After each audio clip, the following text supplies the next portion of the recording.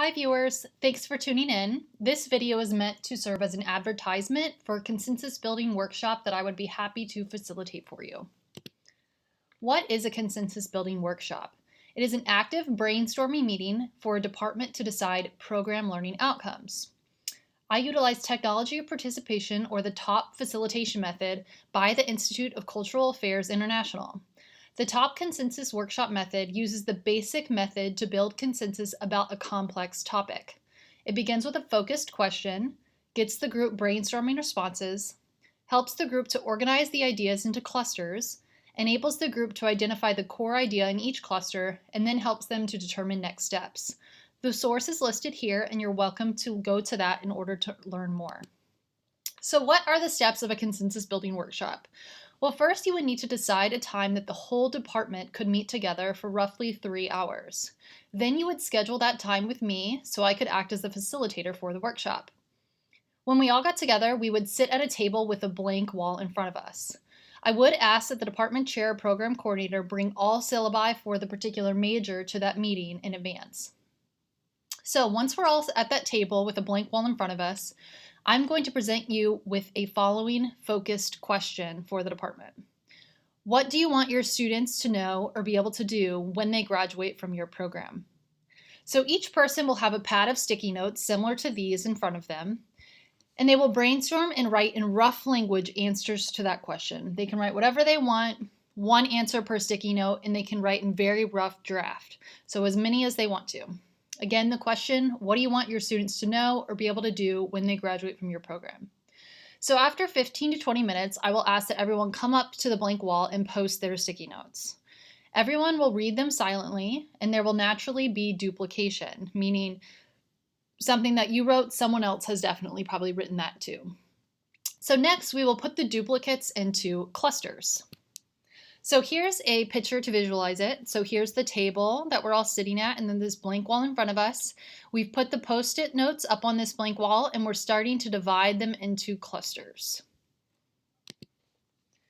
So after that, once we have our clusters, we will decide the main or the core idea for that cluster.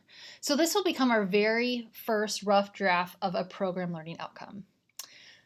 And then we would have several program learning outcomes, or for each cluster, we would have a program learning outcome.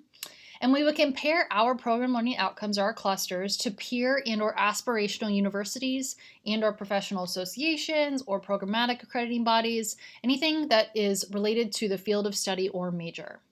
This would help us to validate that our PLOs are the best of the best, or it would help us to realize that we've maybe missed a PLO that we'd like to include. So once we have all our clusters or all our PLOs, we would decide if we want to keep them all or let some of them go.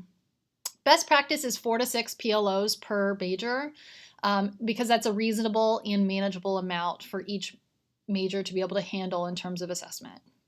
So once we've decided our 4 to 6 PLOs, we would further describe the core idea of what these PLOs mean so that we are all on the same page as faculty. Next, we will write the PLOs in fancier language, utilizing Bloom's taxonomy verbs. So for example, a student will be able to verb blank.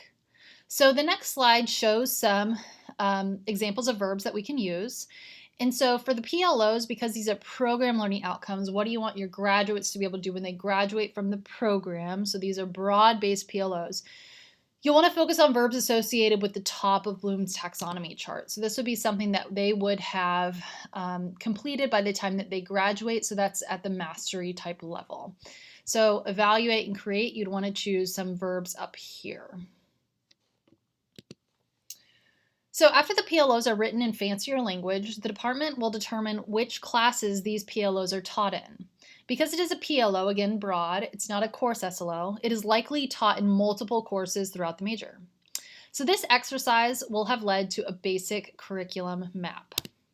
This is an example of a basic curriculum map.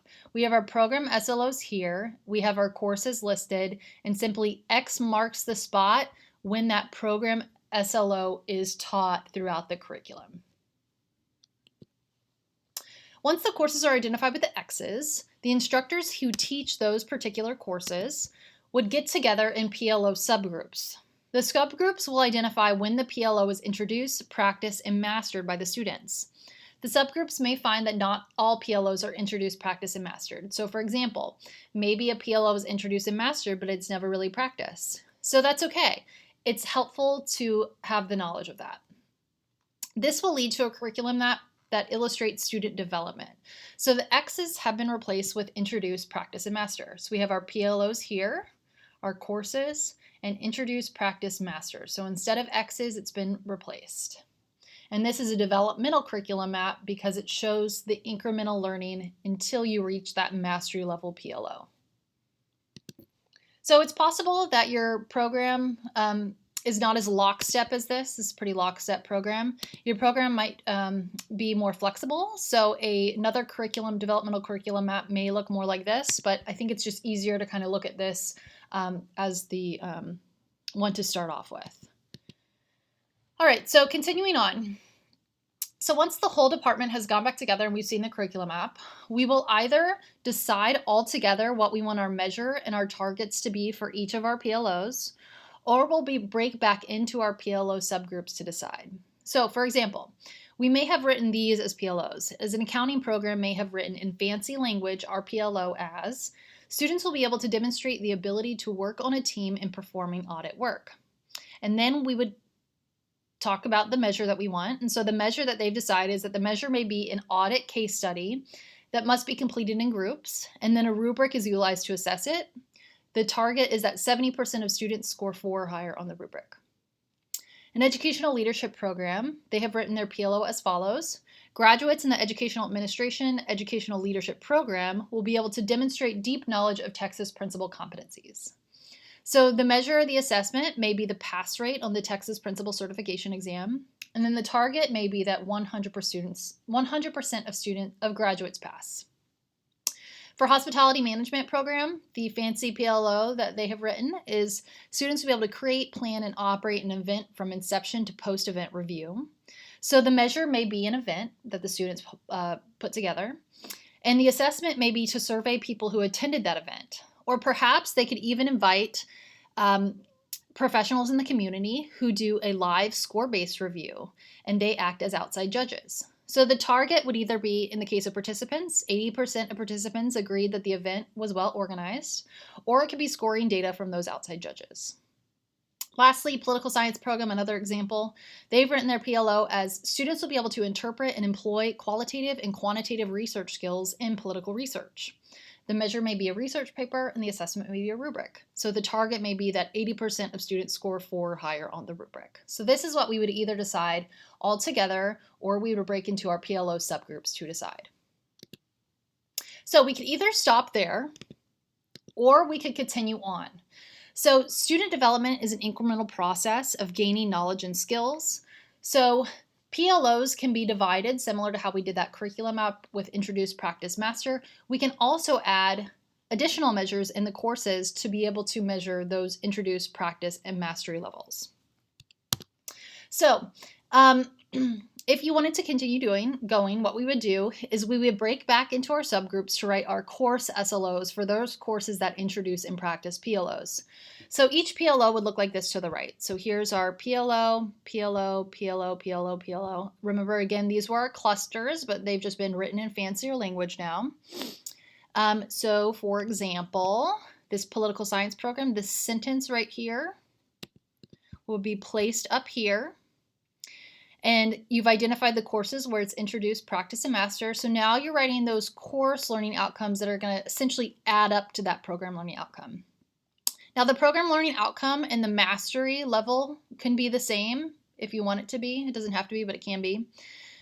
But we wouldn't expect that students who are automatically admitted to the political science program are able to interpret and employ qualitative and quantitative research skills. That's something that they learn throughout the major. So they probably have to learn political theory first. They have to learn research methods and statistics. So all of these add up to that program learning outcome. And again, this program learning outcome can be the same as the mastery. It doesn't have to be. But this is something that we can do to further make our assessment plans in depth. So once the course SLOs are written for introduce and practice, instructors will decide how they want to measure the student's completion, what assignment that they would like to use. Faculty who teach the same courses should utilize the same assignment, so all sections are measured the same. Assignments already being utilized may continue to be used, or new assignments can be created. Instructors will also decide the targets. At this point, I would be going around the room and gathering notes. This is some idea of some assignments that can be used by Bloom's taxonomy. So now we're done. So today's session has ended. So what I would do is I would collate today's information into an assessment plan utilizing the standardized template the university has adopted. Then we would come back together in 2 weeks to discuss any gaps that may need to be filled. For example, we may need to make some rubrics. The department may need to agree to a date that all assessment data is due. The department may need to agree to a date that the department gets together annually or semesterly to discuss results. The department may need to designate someone to serve as the assessment coordinator. So these are some follow-up that we could do in 2 weeks. So that would be the end. You would have your assessment plan and you would have built consensus with your department in deciding it. I do want to say some caveats. So this is an example of what a consensus building workshop may look like. Each department may want to do theirs a little bit differently. So for example, the department may choose not to create the course SLOs. So I did provide a moment where you could have stopped back a few slides ago. You could have stopped before the student development slide. So you could decide to kind of stop there, or you could continue going on like we did with those course SLOs. So it really kind of depends what the outcome is that we want to see. And then also this PowerPoint has been created for academic programs. However, student life or administrative offices could benefit from a consensus building workshop as well. And in conclusion, I hope this helps you understand what a top method consensus building workshop is. If you'd like to schedule a time to do this with me, please email me. Thank you so much.